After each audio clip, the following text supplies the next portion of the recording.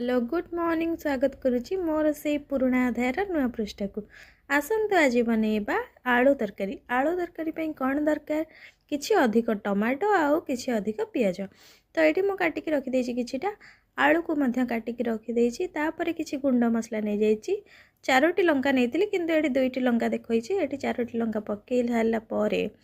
तापर सोरिष को फुटण देदेवे फुटण हो सारा कौन पियाज आड करदे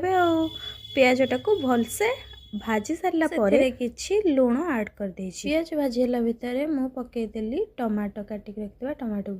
टमाटो को भी मध्य सेमती भलसे भाजी दबा देखंतु केमती मु भाजुची तापरे कौन करबा जानिचंती कि जानना ना हळदी गुंड पकेबा लंका गुंड पकेबा काश्मीर मिर्च पकेबा सब तो जिते गुंड अच्छी सब टे पकईदबा आउ कौन तो मोर वॉइसटा निश्चिंत खराब शुणा जाता कारण मोर थंडा हो जाए 2 दिन हम ज्वर हो जाता से मुझे भिडियो भलसे कर मसला भलसे सीझीगला से काटिक रखिदेबा आलू को आड करदेबा आलू को सब एमती मो भाई आड करदे आड करने भलसे मसला और आलू को मिक्सअप करदे मो भाया तो ये मो मसला और आलू को भलसे मिक्सअप करने आउ कौन पानी टिके देदेबा आउ पानी देला परे